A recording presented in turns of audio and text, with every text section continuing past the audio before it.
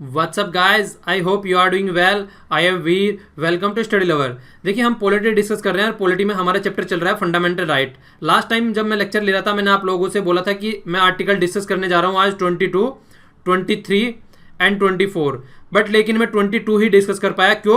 क्योंकि जो ये रिकॉर्डर है पता नहीं किस तरीके से एकदम टर्मिनेट कर दिया वीडियो को, और मैं आप लोगों को जय हिंद भी नहीं बोल पाया लास्ट वाले लेक्चर में। ओके, तो अब के वाले लेक्चर में अच्छे से जय हिंद बोलूंगा, टेंशन मत लीजिए। कई बंदों ने नीचे कमेंट लिखा कि सर जय हिंद भी बोलना भूल गए आज, तो टर्मिनेट हो गया था लेक्चर यार बीच में ही। ओके, इसके अलावा देखिए, लास्ट लेक्चर में आप लोग लेक्चर अगर अच्छे से सुनेंगे तो बाई चांस क्या होता है, कई बार गलती से आर्टिकल कोई सा होता है मुंह से दूसरा निकल जाता है माइंड में कुछ और चल रहा होता है, कुछ कि ये बताना है वो बताना है, और गलती से निकल जाता है तो मिस्टेक हो जाती है। अगर द हिंदू न्यूज़पेपर भी आप लोग उठा के देखेंगे तो वो भी क्या करता है, जो इसकी गलतियां होती है लास्ट डे अगले दिन रेक्टिफाई कर देता है। तो गलती हर एक से होती है, ऐसी कोई बात नहीं है। बस सबसे बड़ी बात है वो गलती कंटिन्यू नहीं होनी चाहिए आगे। तो आप लोगों को क्या करना है, लेक्चर को अच्छे से सुनना है। जहां भी मैं कोई गलती कर देता हूं तो उसको कमेंट बॉक्स में रेक्टिफाई करना है, और फिर मैं क्या करूंगा, उसको लेक्चर में अच्छे से एक्सप्लेन कर दूंगा। ठीक है, तो ये आप लोगों को ध्यान रखना है। इतना तो कम से कम साथ दे ही सकते हैं ना आप लोग। तो जब भी आप लोगों को कोई लगता है कि गलत हो गया या कोई डाउट है, उसे नीचे कमेंट बॉक्स में लिखा कीजिए, जिससे कि नेक्स्ट लेक्चर में उसको अच्छे से एक्सप्लेन कर दूं फिर मैं। ठीक है, तो देखिए गलती क्या थी, ये थी मैंने बोला था कि जब प्रोटेक्शन की बात आती है, अगर किसी को अरेस्ट कर लिया जाता है तो अरेस्ट करने के बाद में, ठीक है, तो आर्टिकल जो 20 है वो क्या करता है, अरेस्ट करने के बाद में किस तरीके की सजा देनी चाहिए इंसान को, उसके बारे में बात करता है। तो मतलब बाद में पिक्चर में आता है वो। ठीक है, और जबकि आर्टिकल 22 को देखा जाए, वो क्या करता है कि किस तरीके से अगर किसी को अरेस्ट कर लिया गया है तो उसके जज के सामने किस टाइम तक लेके जाना चाहिए, तो इस तरीके की बातें उसमें ली। 24 आवर के अंदर जज के सामने लेके जाना चाहिए, ये सब बातें हमने की थी कि उसको इन्फॉर्म करना चाहिए कि कोई उसको अरेस्ट करके अगर पुलिस लेके जाती है तो पुलिस को उसको बताना चाहिए उस इंसान को कि क्यों उसको अरेस्ट किया है। तो वो सारी बातें हम लोगों ने उसमें देखी थी। तो आप लोगों को रेक्टिफाई कर लेना, ये आर्टिकल 20 के बारे में बात की थी, ना कि 21 के बारे में। तो गलती से मैंने 21 बोल दिया था वहां पे। अब हम देखते हैं आर्टिकल 23 और 24। ये आर्टिकल अगर हम लोग अच्छे से देखें तो सोसाइटी के पॉइंट ऑफ व्यू से काफी इंपॉर्टेंट है ये आर्टिकल। हमारी सोसाइटी में जो कुरीतियां हैं उन कुरीतियों को खत्म करने के लिए ये 23 और 24 आर्टिकल है वो काफी इंपॉर्टेंट है। तो इसको ध्यान से सुनिएगा। और ये इसलिए भी इंपॉर्टेंट है क्योंकि जो 24 आर्टिकल है इसमें चाइल्ड लेबर की बात की जाती है। तो चाइल्ड लेबर से रिलेटेड क्वेश्चन काफी बार एग्जाम में पूछे जाते हैं। तो आर्टिकल 23 को पहले देख लेते हैं। यहां पर बात की गई है कि प्रोहिबिशन होता है किसके, trafficking in human being and the force labour. तो जब ट्रैफिक की बात आती है, ट्रैफिक मतलब होता है जब किसी इंसान को गलत तरीके से एक जगह से, एक एरिया से दूसरे एरिया में ले जाया जाता है, और वो भी पर्पज के लिए, या तो उसे फोर्स लेबर कराया जाएगा, या फिर उसे भीख मंगवाई जाएगी, या फिर उसे सेक्सुअल जो सेक्सुअल असोल्ट के लिए उसको छोड़ दिया जाता है। तो इस तरीके की एक्टिविटी करने के लिए अगर किसी ह्यूमन बीइंग को एक जगह से दूसरी जगह पर ले जाया जाता है उसको इलीगल तरीके से, तो उसको बोलते हैं ट्रैफिकिंग। ठीक है ना। और फोर्स लेबर तो आप लोग समझते ही हैं, जबरदस्ती किसी से कोई काम करवाना। यहां पर आप लोग चाइल्ड लेबर का भी काम दे सकते हैं, जिस तरीके से बच्चों से काम कराया जाता है कई बार, तो उसको भी फोर्स लेबर बोलते हैं। तो आर्टिकल 23 जो होता है वो इससे क्या करता है, इसको रोकता है कि किसी भी तरीके से इस तरीके की कुरीतियां सोसाइटी में नहीं होनी चाहिए। ठीक है, तो जिस तरीके से आप लोगों को देखने को मिलता है, तो आप लोगों को आजकल कहीं पे भी चले जाएं, रेलवे स्टेशन पर चले जाएं या फिर मेट्रो स्टेशन के आसपास में आप लोगों को देखने को मिलेगा कि बहुत सारे बच्चे घूमते रहते हैं भीख मांगते हुए। तो कई तो ऐसे होते हैं कि उनसे धंधा कराया जाता है, कई ऐसे होते हैं कि उनकी फैमिली इस तरीके के धंधे में रहती है, तो वो उनसे बच्चों से कराते हैं। पर लेकिन मैक्सिमम क्या रहता है, फोर्स लेबर कराई जाती है। कोई बच्चे गुम हो जाते हैं, बच्चों को किडनैप कर लिया जाता है, तो फिर उनसे फोर्स लेबर कराई जाती है। तो ये प्रोटेक्शन प्रोवाइड कराता है उससे, दोनों के लिए, सिटीजन को भी और नॉन सिटीजन को भी, तो दोनों के लिए अवेलेबल है ये राइट। तो आप लोगों को ये राइट याद रखना है। कई बार पूछ लिया जाता है कि कौन सा हमारे सिटीजन के लिए है और कौन सा नॉन सिटीजन के लिए है, तो ये मैं हर आर्टिकल में बताता हुआ चल रहा हूं। तो आर्टिकल आप लोगों को ध्यान रखना है। ठीक है, इसके आगे देखिए क्या बोला गया है कि ये आर्टिकल जो है ये प्रोटेक्ट करता है, ऐसा नहीं कि स्टेट से ही प्रोटेक्ट करता है। जिस तरीके से हमने लास्ट आर्टिकल में देखा था, सब में क्या होता था कि स्टेट कोई गलत स्टेप ना उठा ले सिटीजन के अगेंस्ट में, अरेस्ट करके ले गए, वैसे ही पिटाई कर रहे हैं या कुछ ऐसा कर दिया, देश से निकाला दे दिया, मतलब इस तरीके की कोई एक्टिविटी अगर स्टेट करता है तो वो वाले आर्टिकल फंडामेंटल राइट प्रोटेक्शन कराते थे। पर लेकिन यहां पर है प्राइवेट पर्सन भी अगर इस तरीके की एक्टिविटी करता है, मतलब मान लीजिए किसी बच्चे को उठा के ले गया, और बच्चे को उठा के उससे कुछ, कई बार क्या करते हैं, आप लोगों ने स्लम डॉग मिलियनेयर मूवी अगर देखी होगी तो आप लोगों को ये बात जो मैं बोल रहा हूं बहुत अच्छे से क्लियर हो जाएगी। और अगर किसी ने नहीं देखी है तो खासकर ये मूवी, इस तरीके की मूवी तो देखा करे कम से कम, जिससे आप लोगों को समझ में आए कि एक्चुअल में सोसाइटी में चलता क्या है। तो वहां पे क्या करते थे, बच्चों को किडनैप करके लेके आते थे और उन बच्चों को फिर गलत धंधे में डाल दिया जाता था। किसी की आंखें फोड़ दी जाती थी, किसी के हाथ तोड़ दिए जाते थे, किसी का पैर काट दिया जाता था, तो फिर उससे भीख मंगवाई जाती थी। तो ये प्राइवेट पर्सन करता है। तो इस तरीके से प्रोटेक्शन प्रोवाइड कराता है स्टेट से भी, स्टेट कोई गलत एक्टिविटी न करे और प्राइवेट पर्सन भी कोई गलत एक्टिविटी न करे। ठीक है, तो दोनों से प्रोटेक्शन प्रोवाइड कराता है। तो ट्रैफिक इन ह्यूमन बीइंग में क्या क्या इंक्लूड होता है, सेल या बाय करना किसी मैन वुमेन या चिल्ड्रन को, तो ये इसमें सारे आते हैं। ठीक है, लाइक ए गुड, उसको कोई सामान समझ लिया जाता है, उस तरीके से उसको ट्रीट किया जाता है। इमोरल ट्रैफिकिंग कराना किसी तरीके से, इमोरल मतलब प्रोस्टिट्यूशन में धकेल देना बच्चों को या फिर औरतों को, महिलाओं को, तो वो भी एक तरीके से मतलब इसके तहत रोका जाता है। देवदासी, ये आप लोगों ने हिस्ट्री में पढ़ा होगा, क्या होता था, मंदिर में छोड़ दिया जाता था लड़कियों को ले जाके कि ये क्या है, भगवान को समर्पित कर दिया जाता था उसको, तो देवदासी बोला जाता था कि मंदिर में काम करेगी, देख रेख करेगी, तो ये भी यहाँ पे बंद है। इसके अलावा क्या है, स्लेवरी, जिस तरीके से खरीदा और बेचा जाता है इंसान को एक जगह से दूसरे जगह पे ले जाकर, और उसको दास ऐसे रखा जाता है जिस तरीके से पशु नहीं खरीद लेते हैं कि ये मैं बैल लेके आया हूँ, ये भैंस लेके आया हूँ, तो इस तरीके से इंसानों को भी खरीदा और बेचा जाता है और उसको अपनी प्रॉपर्टी की तरीके से ट्रीट किया जाता है यहाँ पर। तो ये सारी चीजें यहाँ पर आर्टिकल 23 में बैन कर दी गई हैं, इनको रोक दिया गया है कि ऐसा कुछ भी नहीं होना चाहिए सोसाइटी में। ओके, तो पार्लियामेंट ने इसको इंप्लीमेंट करने के लिए आर्टिकल 23 को इमोरल ट्रैफिक प्रिवेंशन ये एक्ट बनाया 1950 में। तो इस एक्ट के तहत क्या किया गया कि ये जो भी ऊपर एक्टिविटी हो रही है, इन सारी एक्टिविटी को रोका जा सके और हमारी सोसाइटी में एक हार्मनी लाई जा सके। तो इसके तहत जो ये चारों चीज मैंने आप लोगों को ऊपर बताई है, इनको इसके तहत रोका गया। ठीक है, आगे क्या बोला जा रहा है, आगे बोला जा रहा है बैगर किसको बोलते हैं, भिखारी की डेफिनेशन यहां पर दी है, जब किसी से कंपलसरी कोई वर्क कराया जाता है बिना उसको कुछ पेड किए, ठीक है, उसको कुछ भी सैलरी वगैरह कुछ नहीं दी जाती है और उसको भीख मंगवाई जाती है, आप लोगों ने देखा होगा नॉर्मली, तो उनको बस खाना वगैरह दे दिया जाता है।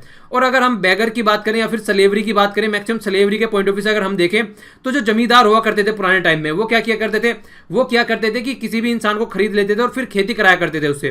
ठीक है, मतलब अपनी प्रॉपर्टी समझ के, जिस तरीके से बैलों से खेत जुतवाए जाते हैं उसी तरीके से इंसानों को रखा जाता था कि उनसे फोर्स लेबर कराई जाती थी। तो इस तरीके की एक्टिविटी अगर देखने को मिलती थी सिस्टम में, तो वो सब भी यहाँ पे रोकी गई है विदाउट पेमेंट। एक तो होता है देखिए नॉर्मल, अगर कोई आदमी किसी खेतों में जाकर काम करता है उसको पेमेंट दिया जाता है, वो एक अलग केस है। यहाँ पर पेमेंट का कोई मतलब ही नहीं था। यहाँ पे बोला एक बार गए मार्केट में, इंसान को खरीद के लेके आ गए और फिर वो उनकी प्रॉपर्टी हो गया, बस उसको यूज करना है अब उनको। तो इस तरीके की एक्टिविटी जो सोसाइटी में होती है, एक प्रॉपर्टी की तरीके से यूज करना एक ह्यूमन बीइंग को, ये सब रोकता है ये आर्टिकल 23। अब इस वाले पोर्शन में कुछ और भी बातें बोली गई हैं जो आर्टिकल 23 प्रोहिबिट करता है कि ये भी नहीं होनी चाहिए सोसाइटी में। तो आगे बोला गया कि फोर्स लेबर, किसी भी तरीके की फोर्स लेबर नहीं होनी चाहिए। ठीक है ना, फोर्स लेबर या फिर बाउंडेड लेबर। एक तो हमने अभी लास्ट में हमने देखा भीख मंगवाई जा रही है, तो कुछ भी सैलरी वगैरह नहीं दी जा रही है। फोर्स लेबर क्या होता है यहाँ पर, फोर्स लेबर का मतलब है कि काम कराया जाना अगेंस्ट द विल, मतलब कोई करना ही नहीं चाहता है ये काम, उसके अगेंस्ट विल जाकर ये काम कराया जा रहा है उससे। तो फोर्स लेबर में कई तरीके की एक्टिविटी होती है, जिस तरीके से फिजिकल भी उसमें आ सकती है और लीगल फोर्स लेबर भी आ सकती है उसमें। और नॉर्मली क्या होता है, आप लोगों ने देखा होगा कई बार सर्कमस्टेंसेस बन जाते हैं, किस तरीके की कंडीशन बन जाती है कि कंडीशन खराब है, गरीब इंसान है कोई, पैसे के लिए भी वर्क करता है पर लेकिन उसको मिनिमम वेज भी नहीं पे की जाती है। मिनिमम वेज क्या होती है, एक सैलरी होती है जिसके बेस पर डिसाइड की जाती है किसी भी कंट्री के द्वारा या स्टेट के द्वारा कि अगर कोई काम कराना है तो मिनिमम इतनी सैलरी तो देनी ही देनी पड़ेगी, तो उसको मिनिमम वेज का कॉन्सेप्ट बोलते हैं। तो मिनिमम वेज भी नहीं दी जाती है जो कि प्रिस्क्राइब की गई है किसी कंट्री के लॉ एंड ऑर्डर के द्वारा कि अगर किसी से कुछ काम करा रहे हैं कि मिनिमम सैलरी तो उसको देनी ही है। मिनिमम सैलरी का मतलब होता है कि कम से कम एक नॉर्मल लाइफ इंसान जी सके, खाना खा सके टाइम पर, उसके सर पर एक छत आ जाए, अपना थोड़ा घर बार भी देख सके, तो कम से कम एक थोड़ी सी एक नॉर्मल अच्छी सी लाइफ जी सके इंसान, तो उसको मिनिमम वेज देने का कॉन्सेप्ट रहता है। पर लेकिन आजकल ये कॉन्सेप्ट ढंग से फॉलो तो होता नहीं है, आप लोग देखते होंगे अपने इर्द गिर्द भी। और इसके अलावा देखिए कई सारे एक्ट या फिर बनाए गए हैं, कई सारे एक्ट बनाए गए हैं पार्लियामेंट के द्वारा ये सब चीज़ें रोकने के लिए। बाउंडेड लेबर रोकने के लिए बनाया गया है, 1976 में बनाया गया है। मिनिमम वेज के लिए 1948 में ही बना दिया गया था।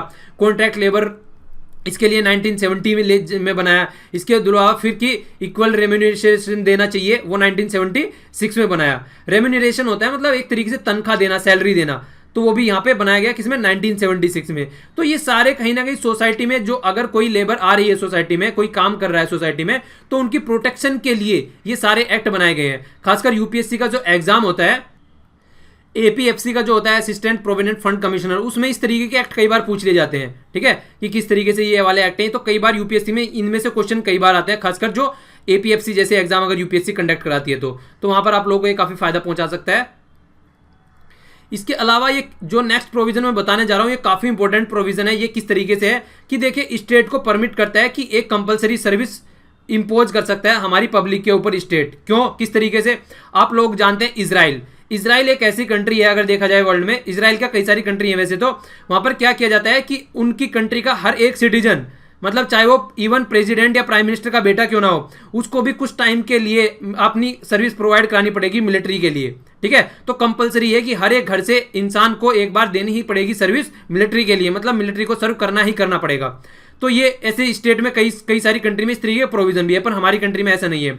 तो हमारी कंट्री में पर लेकिन आर्टिकल 23 में ये बातें की गई है कि अगर स्टेट चाहे तो इम्पोज कर सकता है कंपलसरी सर्विस, मिलिट्री सर्विस। अगर कुछ ऐसी कंडीशन बन जाती है, किसी दूसरी कंट्री के साथ में कोई लड़ाई वगैरह हो जाती है, तो उस टाइम पर अगर जरूरत पड़ेगी तो किसी से भी इस तरीके से सर्विस ली जाती है, हर एक सिटीजन को हाथ में बंदूक थमाई जा सकती है। ठीक है, तो स्टेट ऐसा कर सकता है, ये फंडामेंटल राइट के अगेंस्ट नहीं है। और यहाँ पर ऐसा भी है कि ये बाउंड नहीं है कि सबको सैलरी भी देनी पड़ेगी, अपनी कंट्री की रक्षा करने के लिए इस तरीके का स्टेप लिया जा सकता है अगर कोई इस तरीके की दुविधा, इस तरीके की कंडीशन बन गई तो। ओके, इसके अलावा क्या बोला गया कि जो अगर ये इंपोज सर्विस की जाएगी, जो यहाँ पर कोई भी डिस्क्रिमिनेशन नहीं किया जाएगा। ऐसा नहीं होगा कि यहाँ पे किसी एक रिलीजन को, कि हिंदू को ही भेजा जाएगा या फिर मुस्लिम को या फिर सिख को भेजा जाएगा। यहाँ पर किसी भी धर्म, कास्ट या क्लास के बेस पर कोई भी डिस्क्रिमिनेट नहीं किया जाएगा। ओनली सिटीजन ऑफ इंडिया को यहाँ पर भेजा जाएगा, किसी को भी, किसी भी सिटीजन को भेजा जा सकता है। ठीक है, तो ऐसा नहीं है कि किसी पर्टिकुलर धर्म और रिलीजन से रिलेटेड ही बंदा बॉर्डर पर जाके लड़ाई करेगा। तो ये कुछ बातें हैं जो आप लोगों को पता होनी चाहिए, खासकर being a citizen of India.